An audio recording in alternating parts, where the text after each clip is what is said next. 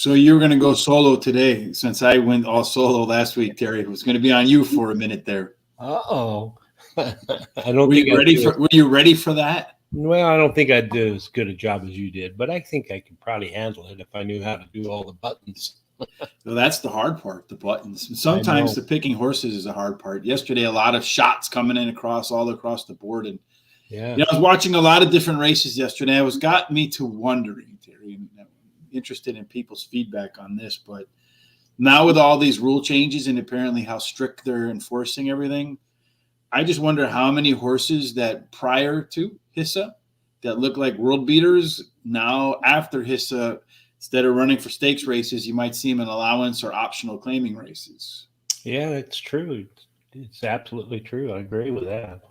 Yeah, it'd be interesting to see. So, well, if one thing it might do is make horse racing a little less predictable, right? Which is, all the people on horse racing Twitter complain about sometimes it being predictable, not a lot of prices hit. But then again, when Gulfstream went ahead and changed it to Tapeta track and people were struggling to find winners, everybody was complaining that they couldn't figure out the track. So yeah, you got to be sometimes careful for what you wish, right? That's right. You can't make people happy no matter what you do. So that's for some people. Yeah. Well, something along those lines, right? Yeah. Can make some of the people happy some of the time, but you can't make all of the people happy all of the time. Something like that. Is that how it goes? That's a good thing to say. Yeah. And don't worry about the rest of them. That's right. All right. Last night, Terry, on Horse Center, we had on the latest member of the 6,000 Club, and we're not talking about adventures on airplanes. We're talking about wins, Terry. That's right. Deshaun Parker. Yeah. Mm-hmm. Very fun guest. It was. I watched it. It was a really good. I love a lot of these guests are really so informative. They really, tell how it is and open right up. I'm really happy about that. So. Well, the fun thing about it was Sean asked him. He goes, he's 5'10", right? He probably gets the 5'10" question all the time. But Sean kind of rephrased it a little bit, being that when you're 5'10" and you tell people you're a jockey, do they believe you? And he started laughing because he probably gets that all of the time. So it was a little bit of a different take on, what's it like to be such a tall jockey. Yeah, I'm sure. And it made me think about Bobby Jennings, who raced here in the 70s and early 80s. He was 6 foot even, sometimes 6'10", depending on, the day and what it was like. But so he grew 10 inches from one day to the next? Yeah. I mean, that's actually what this, well, if he went like to the chiropractor, for instance. He might be 6'1", maybe, but not from 6 foot to 6'10". No, 6'1". That's what I meant. Not 6'10". 6'1".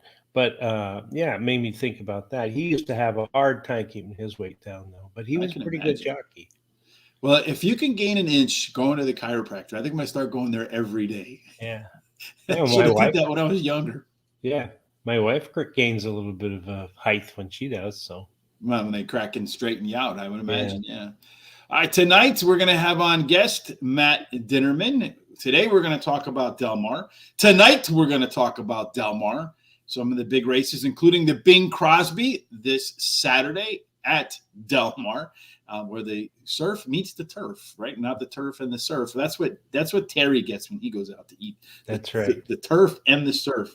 Yeah, something like that. But we're looking forward to that tonight. If you want to make sure you don't miss that Del Mar show, please, while you're here on YouTube, hit the subscribe button. Also, hit the link or like us on Facebook, Twitter, Instagram, on our social sites at Horse Race Today, wherever you are. If you like what you see, first of all, tell your friends about us. Second of all, thumbs up are appreciated. All right, Terry, today we're going to try Del Mar. Yesterday, as I mentioned, Saratoga, some bombs away going on over there, kind of made the day interesting. We couldn't connect them to anything in the middle to capitalize on our Pick 4 tickets.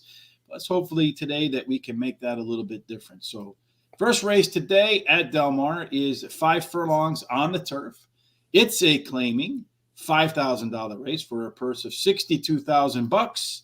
And just taking a look at the 5 furlongs, these numbers are from the November meet when Terry was out there freezing for the with bad food for the in cold weather for the Breeders' Cup. Anyway, 19 races, 14 of which were won by speed. 11 of the 19 went wire to wire. There's a very strong inside-out bias at 5 furlongs on the turf. So far, none have won from 8 or out. So the closer to the rail you are, the better you are, Terry. And, I've introduced my telestrator for while you were gone, Terry. So I got some positive feedback on it. So let's go ahead and look at the pace setup of how horses have done their running styles. The 2 and the 3 should end up getting decent trips based upon the way they've run in the past. And we got a couple of left arrow horses in here. Yesterday, we had 3 left arrow horses. I think one of them finished second, which was your long shot in the first race, the 6 horse. And in the last leg, the 3 horse finished third after having the lead for most of the race, and 1 ran off the board. So 2 out of 3. And again, these are horses I feel like you can count on in your exactus, trifectas to kind of key on them.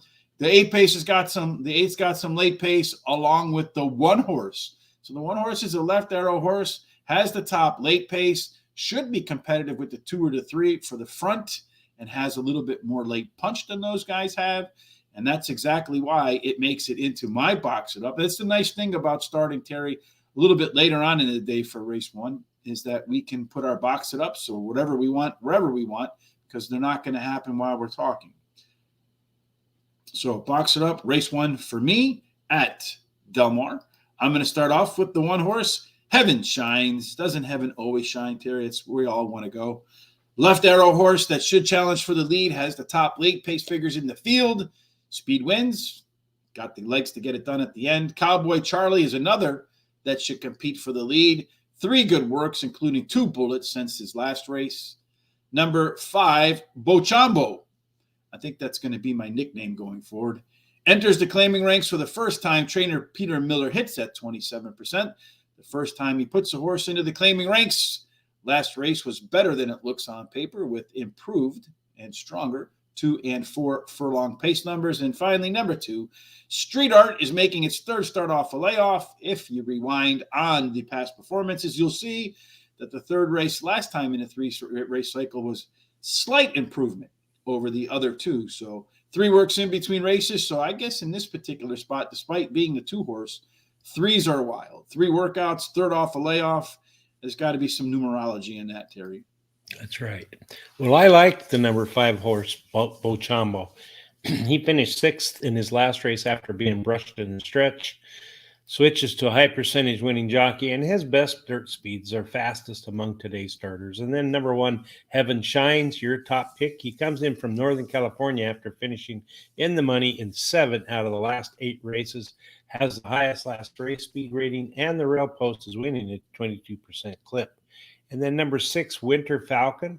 This is another one coming in from Northern California after finishing in the money in 3 out of the last 5 races.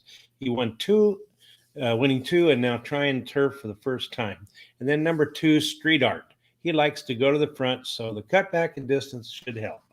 All right. Race number 2, Mr. Terry at Del Mar today is 1 mile, claiming $8,000 for a purse of $25,000. 1 mile again last year in the November meet. 14 races, of which 12, a dozen, were won by horses that were in the first 3 at the first call. 4 of them went wire to wire.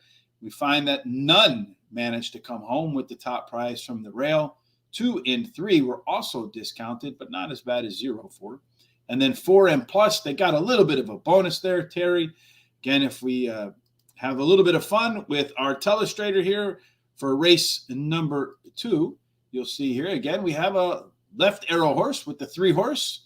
So a horse that should be a pressure or a closer. So it has the ability to run up front if the pace is too slow. And then if the pace is too fast, it can wait off the pace, carry it home. These are some of the most versatile horses, the PCs and the EPs. Here we have the 1 horse. It does have the top late pace numbers, Terry, but not probably going to get the lead. I think that's likely to be the 3, but I think they'll both be pretty close to one another, so you might have a shot to bring it home in here. 4 horse, again, having late pace numbers as well as the 2. So I think this race might set up for a horse that has a little bit of early speed, much like the bias has shown. What do you think? Well, I think that you're pretty right that I picked that one with the left arrow, number 3, Cajun Treasure. He finished in the money 100% of the time last year at Del Mar, so you know he likes the track. He won one of those races and then drops in class today. Number 4, Paint Me Lucky, is my second choice. He ran second in his last race. He drops down 2 classes today, where the trainer wins 23% of the time when he does that. And number 6 is my third pick, Little Demon. He comes in from Gulfstream Park to try Del Mar, drops in class, likes the distance, has a good workout on July 14th of 1 minute and change. He was fourth best out of 16. And then my fourth pick is number 2, Family Biz. He finished in the money in his last 4 races, winning one of those, and he's improved his speed rating in each of the last 4 races. All right. For me in race number 2, I like Cajun Treasure as well, Terry. As I mentioned, the left arrow horse has run at Del Mar 3 times, collected a win, a place, and a show. Plenty of early pace, catches a weight break. I like that combination. Fast, and you're not carrying as much. That June 25th workout was really sharp and has 4 maintenance workouts since then. Number 4, Paint Me Lucky. So we're both starting with the 3-4 here. Super consistent horse, has very little deviation from race to race. He rarely wins, but has 4 high-quality starts in his last 5. And the thing he's going to do, because he's such a consistent performer, he's going to make sure whoever wins, they earn it. They're not going to be able to take the day off and catch it with an easy trip. Number 2, Family Business, or Biz, 0 for 3 at Del Mar. But if you look a little bit deeper, his numbers are the second best for the track. Tied for the top last race, Speed Figure with a strong mid-move. Out followed by a robust work on July the 23rd. So I like when the horse makes that big middle move, and then you combine that with a nice workout. So it could be a sign that the horse is sitting on a big race here. And then finally, number 1, Unbroken Star, could be the pace setter here if the 3 falters. Has the top late pace numbers by a little bit. Unfortunately, the rail was 0 for 14 during the November meet. And in the few races that they've run so far at Del Mar, it does not look as if that bias has changed. Race 3, Terry, on the card today is a 6 furlong maiden claiming $20,000 race for a purse of $30,000. Maiden's 3 years old and up. This one is my long shot of the day. But before we get to the long shot, let's look at what's going on here. You have the 9 horse. And again, when I look at these maiden races, I want to see how horses have performed in terms of where they are at. So these horses with the down arrows here, you can see they're dropping in class. I like to see droppers in these maiden races. We have a left arrow horse that is dropping here as well with the 6. And then over here, we have a slew of first-time starters. The 2 horse, as you can see here, has a plus mark on the late pace notification. That means that the 2 horse has a 5-point late pace advantage over the next closest horse in the field. Despite all of that, Terry, I'm going to take a flyer here with number 11, the 11 horse, the first-time starter, I believe, in race number 3. That is my long shot. I think he's like 11 to 1 or something like that in the morning line. But he's got some really good workouts on July 1st and July 8th, surrounded by a bunch of maintenance workouts. I think maybe you're going to get outside speed here for trainer Jamie Thomas, who hits at 22% with first-time starters, which is the second best number for these first-time starters behind Bob Baffert. And we'll get to why I think Bob Baffert is a horse you might not want to put on top as I finish out my picks. You don't have the 11, but you have a few of the others I like in here. That's right. All right. Well, I like the number 1, Cross Examine. He is a first-time starter who was purchased for $475,000. His dam has 1 winner from 3 starters, and the breeding suits today's distance. He has a good workout on July 23rd. Then I like number 5, Archery. He ran second versus similar in his last race, and his best dirt speed is fastest among today's starters. Then I like number 4, Arrest. He has the highest last speed rating and a good 4 furlong workout on July 20th at Del Mar. I always like it when they show a workout at the track they're going to run at. Mm-hmm. And then number 6, the one that you were talking about with the left arrow is Buttonwood Tree. He drops down 2 classes today where the trainer wins 38% of the time when he does that. That's a pretty good number, 38%. I like Buttonwood Tree as a horse, as you mentioned, down in class, trainer Jeff Bondy winning at 38%. And it's not 3 out of 5. It's a pretty good number of people there. Left Arrow horse, I think this one could be on the lead and was a beaten favorite last time out. And I think Bondy wins at about 47%. A really good number there, too, with horses coming back after failing as the public's choice. Cross-examine, this is the Bob Baffert horse. He's teaming up with Juan Hernandez. It's a really good combination. I think it's going to take a lot of money. Baffert horses are always going to take a lot of money. Teamed up with probably one of the top jockeys there. But Bob is 0 for 10 with horses making their debut in the maiden claiming ranks. Not his strong suit. It's probably not. I mean, he's probably trying to get rid of this horse. I don't think Bob lets good horses out of his barn. And you're putting one in maiden claiming 20, he's going to be bought. Hiding the Brick, better across the board in terms of its pace number. So when the gates open from beginning to end, showed improvement. It's the other class dropper in here with the 6. And I expect that perhaps this horse could be better in the third start off of a layoff. You know who couldn't really be much better, Terry? No, I don't. Who's that? Me? Well, yeah, you. I mean, you couldn't be any better, Terry. Never mind much better. But the picks with the professor yesterday, he said take the Mariners at plus 105 as an underdog, and they came home to win. Wow, I better start betting his picks. He's been doing really well, he's a statistics professor. You can get his play of the day.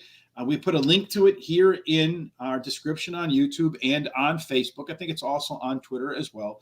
There's also a link to today's picks from the professor. Picks, I don't know. I'm ready to tongue tie it again, Terry, 10 times fast. But picks with the professor. There's a link to his full card picks today for every Major League Baseball game.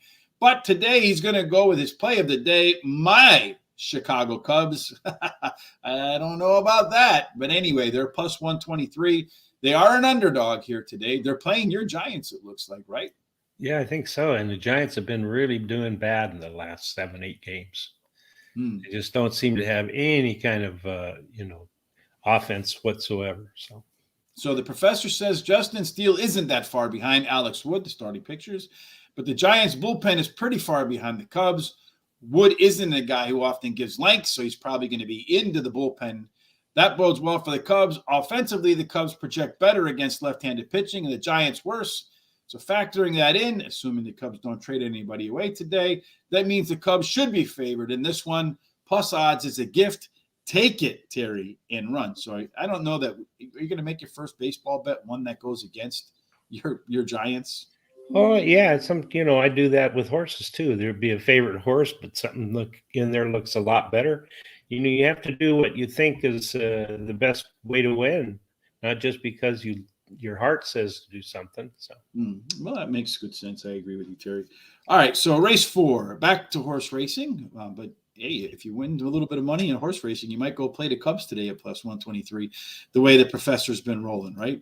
Yep.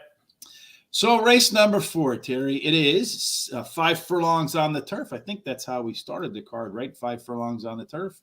Yeah. So again, 5 furlongs on the turf. 19 races in the November meet, 14 won by speed, 11 of which opened the gates and never saw the backside of another horse. There is a strong inside out bias, so the closer to the rail, to the better. We got all sorts of stuff going on in this race, Terry. We have AEs with the 10 and the 11 and the 13. So if they get into the race, they can change the way that the race shape looks. You have the 4, again, another left arrow horse. The 8 horse being one that's going to be close to the front, usually needs the lead to do well. And the 2 horse showing the one with the most late pop. So a lot of different horses in here with different ways to get to the winner's circle, Terry. How do you think the horses are going to line up when they reach the winner's circle? Well, I like the number 7 as my first pick, Redline. He won his last race at Santa Anita. He drops in class today after that win, and the trainer wins 75% of the time when he drops a horse off of a win. He has a really good workout on July 23rd. And then number 8, Maven. He has won 3 races on the turf and at today's distance. And veteran Mike Smith is in the irons. I always like him on a horse. Number 6, Ivado. He won his last race at Santa Anita on the turf and at today's distance. And then number 5 is my 4th pick, King of Speed. He returns to the turf, which may be just the key he needs, and has shown in the past he can win at Del Mar. So I have Redline as my best bet of the day. I think this is a case of really understanding the condition books and eligibility by trainer John Sadler. Just claimed for $75,000. And now it's running for optional claiming 40. So you see they claim at 75. Now he's running for 40. That's a suspicious drop. But no, he's not in to be claimed. So bottom, now going to run him for a lower price. He's dropped horses off the claim 4 times and managed to win 3 of them. So I think this is a real sneaky move by John Sadler. And, when we talk with the trainers, understanding the condition books and finding easy spot for their horses to make money is something that we hear over and over and over again. I'm not saying that any horse race is easy, but it looks to me like Sadler bought this horse or claimed this horse with the intention of putting him in this race because this condition still existed. So that's why this one's my best bet. I'm banking on Sadler being right there. 13, Encroachment. This is one of those AE horses that if it gets in, could be dangerous as an EP horse, meaning it can run on the lead, can run right off the lead. So a lot of versatility. And if it gets in, I expect that it'll be very competitive. Number 8, Maven, is likely to be the leader after the quarter mile and the half mile. Just needs to hang on there for one more furlong, but that's been a struggle for this horse. It is an all or nothing type. So it's run 12 times, won 4 races, and couldn't collect the check in the other 8. Number 6, Elevado. I'm not the biggest fan of horses making that maiden rise, but 1 at 5 furlongs with a straight leg move, speed and debut, gets first-time Lasix. If he puts the early pace together from his first race and the late pace together from his last race, mix them all in with Lasix, look out. And he gets Joe Bravo, who's winning at 24% so far. And in the event the 13 does not get in, the 4-horse Aikige, I don't know, the left arrow horse is my 4th selection in race number 4. Race 5 is, let me just switch this over to here so I have race 5 on the screen, Terry. Hopefully this helps you when you put those times together and you email them out to me. Race 5 is 6 furlongs, optional claiming $80,000, Terry. And it also, this race is a significant race because it is the race of death. Yep. Connecting the early pick 4 to the late pick 4. We'll have a little bit about that in a second. 6 furlongs, 17 races, 10 of which were won by Speed in November. Half of the Speed horses went wire to wire. Again, we see on the dirt course a little bit of a struggle from the rail as none of the 17 horses wore the red 1. 2 and 3 also got a discount, but if you wore a 4 and out, you got a bonus. So what do? I go in there and throw the 1 horse in there as my top pick, but you're smarter than I am. You went with Slammed.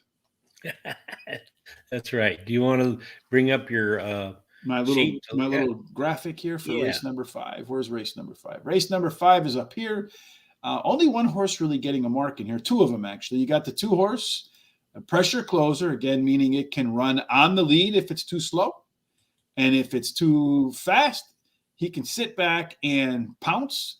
And then here we do have something that is significant.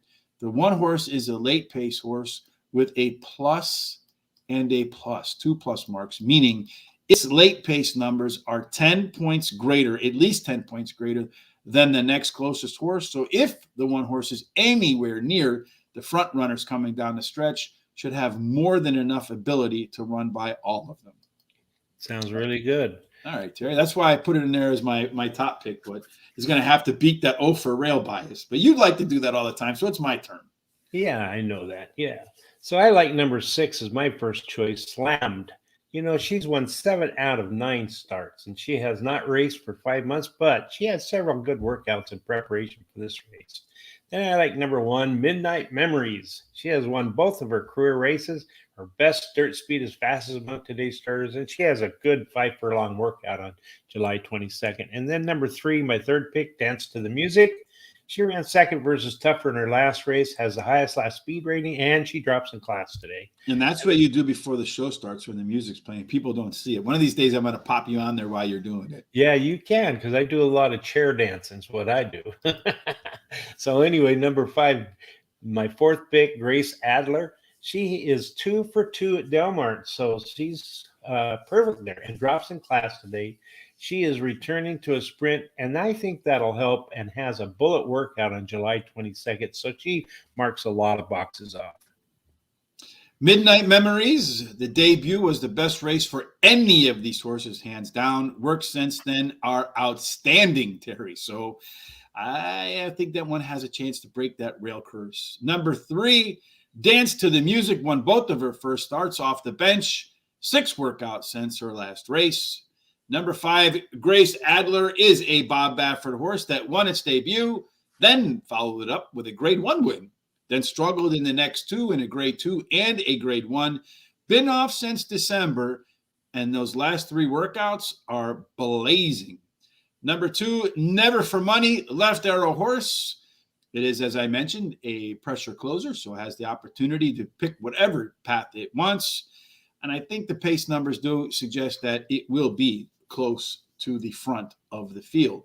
And hopefully, when we get to this race, Terry, the race of death, we have an opportunity to collect and then start pick 4. So our opening pick 4 is the hot dog pick 4. Races 2, 3, 4, and 5. I went ahead and singled my best bet of the day, the 7 horse. I think that John Sadler claim and drop is going to prove to be a winning angle, and I think maybe by the biggest margin on the card today. So I'm going to put $20 into mine. You're not going to do the where's the beef. You have that big fat hamburger in between the buns and yours. That's right. I have a double burger, double cheeseburger. Or a double hot dog in this case. Yeah. Listen, you singled your 7 in the 4th, and yesterday I singled my 1. I don't know if you watched that race, but that one had nothing but trouble and didn't run very well. And so if it had won, I would have been in the money because I had gotten that last long shot in my picks as far as the pick 4 goes. Yeah, that race, the one was doomed from the start, though. It never really had a chance to win at all in that race. No, it didn't. And then looking at that race, I forget. There's something else in that race but then one never really had a chance to come home to win. Unfortunately, you know what's funny about that is the race before that's what I was thinking. Flavian, he's on the 7 horse, which was a long shot. Yeah, he won. Then he's on the favorite, and he can't win. So I know. If he had reversed it around, we both would have won some pick 4s yesterday. Yeah. Come on, Flavian. Anyway, race number 6, Terry, is your long shot of the day. This is a 1 3/8 on the turf. It's a long one. Optional claiming of $40,000. They didn't run any at the distance in November. So this is the first time this year, obviously, they're going to take a crack at that. Race number 6, we have a very interesting setup in here, Terry. If you look, the closers are dominating the field, all but 2 horses. And then over here, we have the 10 horse. I don't want to change colors.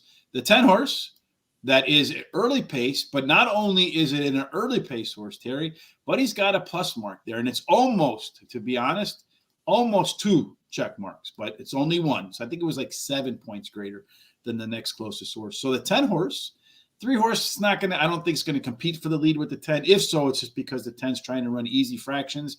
10 gets to the lead, Terry. The question is, can any of these closers with these strong late pace moves, can they catch the 10, or will he be so far out in front running such easy fractions that it'll be impossible for them to catch him? Yeah, I think you're right because there's not a lot of speed in here, as you said. And I love marathon races. I love to handicap them. I love to bet them, and I love to watch them run. I like that number 10 with this Val. You know, she's finished in the money in 9 of her last 10 races, and she won 3 of those starts, including one at Santa Anita, and has a high percentage winning jockey. Number 9 is my second choice, Queen of the Temple. She's finished in the money in 6 of 7 turf races, winning 1 of those starts, and will have no issues with this distance. Number 7, Duvet Day. She comes in from Churchill Downs after breaking her maiden on the turf at a 1 3/8, today's distance, and has a good workout July 22nd at Churchill Downs, 48.3 breezing. And then I like number 6, Scabria. She ran second versus Tougher in her last race, has the highest last speed rating, drops in class today, and her best turf speed is fastest among today's starters. I think the 10 horse with this Val does have the pretty good early pace advantage. I think if the 3 doesn't act insane, it could run easy fractions here. Really, the only question is, can the 10 run the 1 3/8 on the lead? And again, fractions are going to be everything. If it can get away with like a 50 in the opening half, it might never be within a length or two of another horse. Number 9, Queen of the Temple, hit the board in 6 of 7 races and really is not that far away from winning 4 of the 7. Did show some improved punch at the end of its last start. Number 1, Almost a Factor. This one was in the barn for a long time. Came out, I think it was like 14 months. Came out and ran a pretty good race. In fact, all of the pace numbers internally, the early pace, the mid pace, the late pace numbers were all better than the race before it went to the barn and better than the race before that. So if this horse improves at all in the second start off after a long layoff, I think it can factor in here. Number 7, Duvet Day.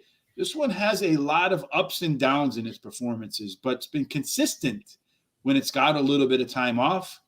And I think that you're going to see if it runs one of its better races, these horses who are inconsistent that show this kind of stuff, when you're looking at the speed numbers, you're looking at it wins first and then fourth and then third and then first.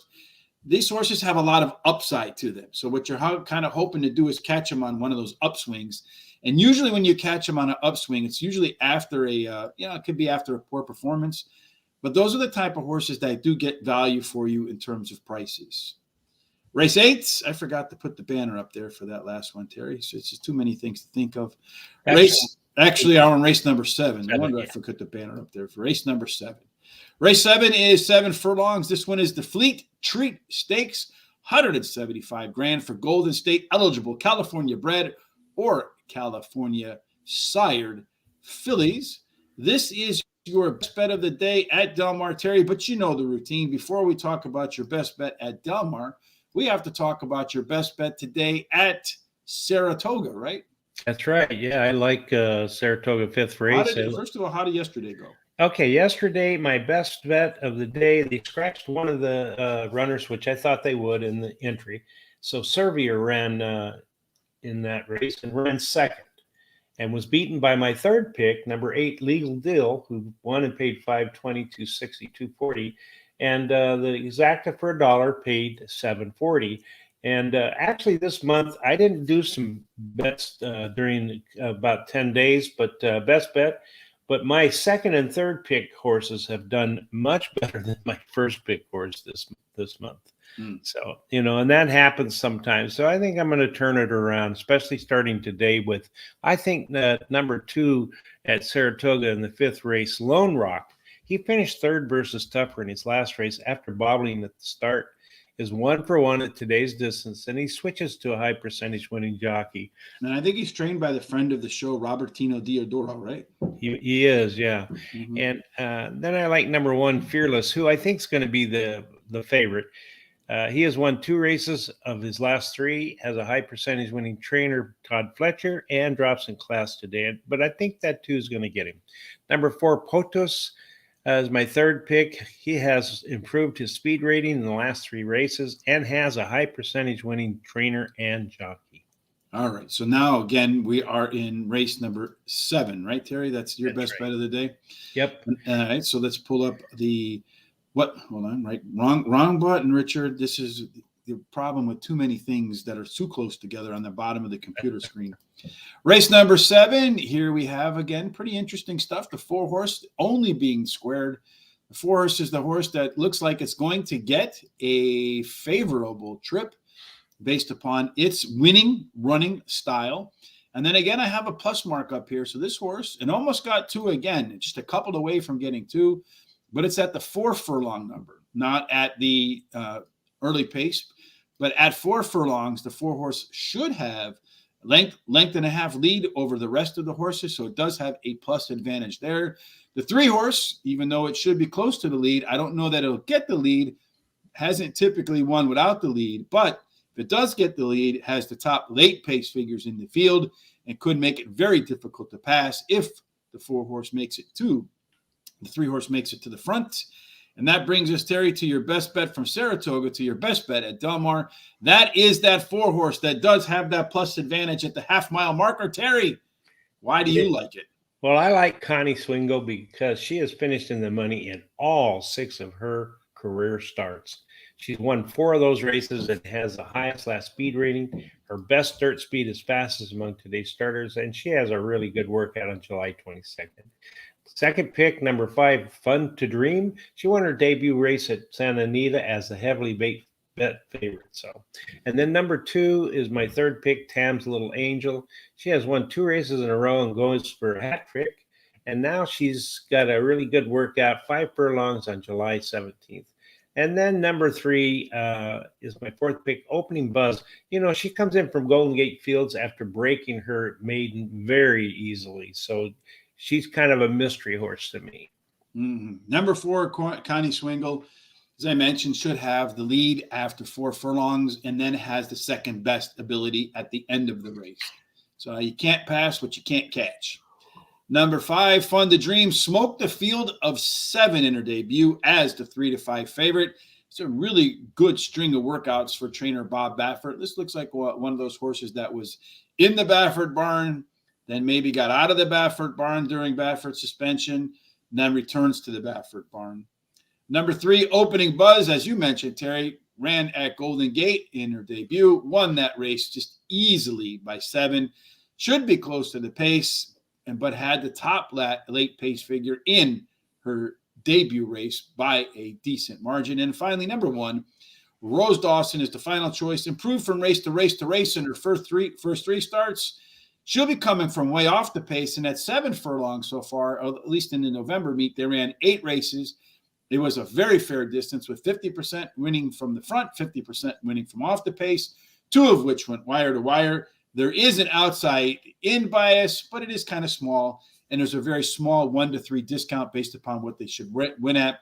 So I do think with some of the pace in this race, the 1 does have a chance to close and probably not win, as Tom would say, but does have a chance to show up in the money. Speaking of not winning, as Tom would say, or speaking of Tom, I should probably say, would be a fair description. Today we did Glorious Goodwood. Again, it was my turn, Terry, to hit a nice price. I had a trifecta today in the big race, even though the favorite won. I'd put it second.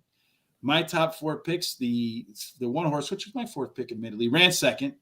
And the trifecta, I think, paid something like $191 with the very heavy favorite winning. Wow, that's a good one.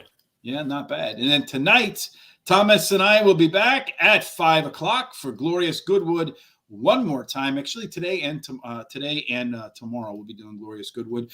You can find that again right here on Horse Racing Radar TV.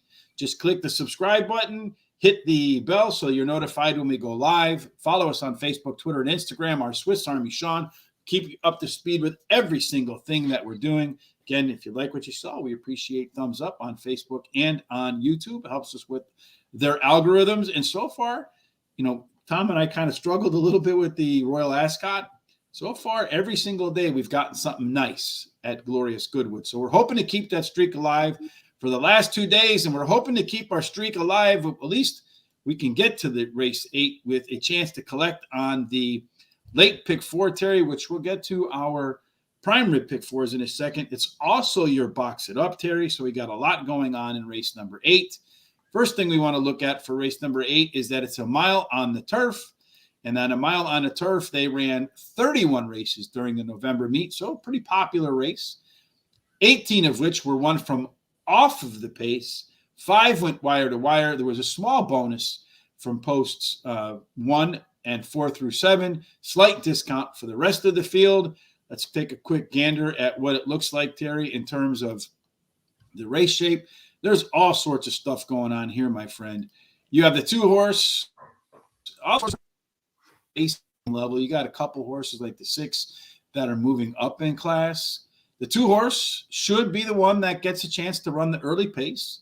The 13 horse is a left arrow horse, as it is an also entry, though, so it may or may not get into this race. If it does, I do think it's a threat. The 12 horse, despite moving up in class, is also a left arrow horse. You got a first-time starter with the 14 high odds. Doesn't look like the morning line maker thinks much of that horse.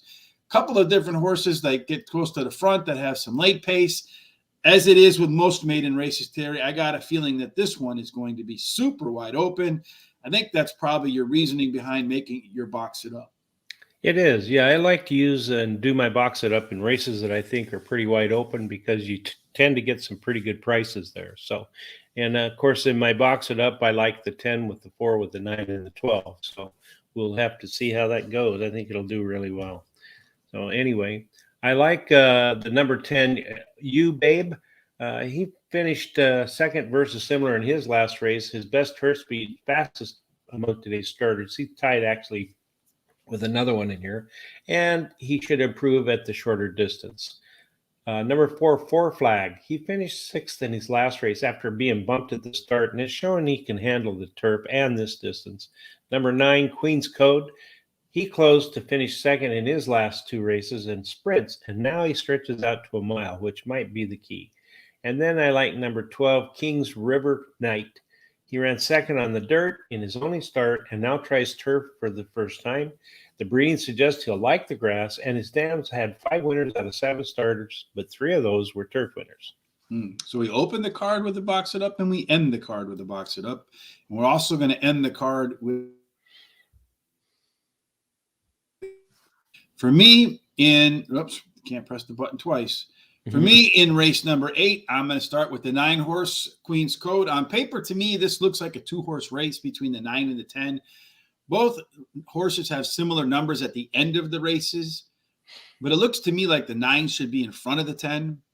As you mentioned, Oh Babe knows how to hang. To me, this one knows how to hang late, Terry. It's run 7 times. It is the Bob Dylan horse, the Denzel Washington horse, knocking on the door, sitting in the barbershop, waiting for a haircut. 7 times out, finished second in 5 of those races with a third. Really not that far from winning 4 of them, but just doesn't know how to win yet. And I have a funny feeling that 10 might be right there at the end and just get nipped at the wire. Number 1, I'm going to swing for the fences here. 3-card Monty, 30-1 morning line. Does get jockey Joe Bravo, who's hitting at was it Joe Bravo that's on it? I don't remember who's on that horse. So let me just double check to make sure I'm right about that. Ramon Vasquez, who's doing okay over there. So, but when you look at this horse, Terry, one of the things I like to look at for horses that are making their second career start is how did they do in their debut? What was their debut speed number? And how does that debut speed number stack up to all of the other horses in the field, their debut numbers? Well, it ran the second, I think, or maybe the third best of all of the speed numbers on its debut. And actually one of the better speed numbers last time out. So if this horse moves up at all off of that first debut in round 2, and it's stretching out from a sprint to a route, and a lot of times that first time stretch out is a good angle as well. So I think there's a lot of positives for the one at 30-1. I don't know that he goes off at 30-1, but if he doesn't happens to come home, that's going to make those pick 4s really fat. And then finally, King Rivers Knight, the 12-horse Terry. I also like the 13 if he gets in here as well. But King's River Knight, our Chris Parmalu says that he loves maidens that finished second in their previous race. He said it is by far his favorite angle. 3 horses in this race finished second last time out. The 9 and the 10 are at the top of the ticket. The other one is the 12. So let's see if indeed that Chris P. angle of one of those 3 horses that had a second last time out is able to beat all of the horses this time around. And that brings us to our prime rib pick 4s, Terry. They look a little bit like this. Tell us about your pick, your thinking. All right. Well, I like, in that 7th race, my best bet, instead of singling it, I got, because I've been burned a couple of times in the last few days, I put a backup horse in there. So I like the 4 with the 5. And then I think that last race is really wide open. And I've got in there 6 horses. I would have loved to put your 1 in there, but just didn't have the money to do that. So. Yeah, I feel like the 4, the 5, and the 3 maybe in that leg. The last leg, I would have liked to got a little bit more in there, but I do want a little bit of coverage early on as well, hoping that maybe we can find a nice price in the prime rib pick 4. That's always the plan. Try to hit a nice one in the middle there. My streak of pick 4s got broke yesterday, so like Joe DiMaggio, it's time to start another one today, Terry. Again, looking at the full card of picks, I have my box it up right out of the gate, that first race at Del Mar. That's where we do a $1 exacta box, 50-cent try. Terry's got his in race number 8. Race number 2, Terry, kicks off the early pick 4.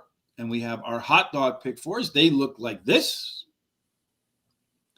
My best bet is in race number 4. That's 7 horse, that Sadler drop, which I think is really a condition book race for him. Your best bet's race number 7. My long shot's race number 11, race 3 with that 11, the first time starter. Your long shot's race number 6, that 10 horse. And then finally, we have our prime rib pick 4s that look a little bit like this. And if you like what we talk about today with Delmar, make sure you tune in tonight because we'll have Matt Dinnerman, the track announcer at Golden Gate, Terry's home track. Join us tonight for the Players Edge podcast as we go over some of the big races this Saturday, including the Bing Crosby at Delmar. Tonight, I will be back with Sean and Terry for that. And then also at 6 o'clock, Tom and I will tackle Goodwood one more time. Tomorrow, Tom and I will be back to tackle Goodwood as well. Saturday, Eddie P, Eddie C, and Chris P will get together for spot plays. They're going to go over all the big races this Saturday at Saratoga. You don't want to miss that. And Terry, today, if while you're waiting to bet at Delmar, you're putting a little bit of action over at Laurel Park, you might want to head over to Guaranteed Tip Sheet. In fact, you do want to head over there. There's a link down there in the description, Facebook, Twitter, and YouTube. Please click on that link, and you'll see today that Laurel Park is the free track of the day. Race number 1. We have the 1-1 really going on a limb there with Smart and Fast, but we do have the 1 horse in there at 15-1. I know as a value to kind of back up, just in case that 5 horse doesn't show up. Nice to have a price behind there, Terry. Yeah, absolutely. I think I covered everything, didn't I? You did. Yeah, everything sounds like it's wonderful, except for if you want to have some good T-shirts and hats, you might go over to our website and go in there and look at the HRT gear. And, I like that new shirt that says winners. See you in the winner's circle. See you in the winner's circle. Yeah. See right there, Terry. Cool. Look, there's a pair of eyes. So see, and then you, and it's in the winner's circle. Get it? See you in the winner's circle. This shirt's designed for you, my friend. I know. It looks pretty good. Great way to support the show. We would appreciate it if you head on over there and bought yourself a T-shirt. You can also get the saddlecloth T-shirts like these, where I have the number 6 on the back. Pretty much everywhere I go, people ask me about them. And if you're at the track, I'm sure you'll get asked. That's right. Sounds good. Any other final thoughts, Terry? No, just, give your loved ones a hug and a kiss and do really well this week. And I hope you're lucky in everything you do in life. Indeed. And we hope that you make the most of today. We thank you for joining us. We appreciate you taking the time out of your day. Hopefully we reward you with some great picks today at Delmar. Till we meet again, whether you're at Laurel Park, you're Delmar, you're just doing your daily tasks, making the most out of work, making every second count, Terry, we hope that it ends up in the winner's circle. Have a fantastic Thursday. See you tonight.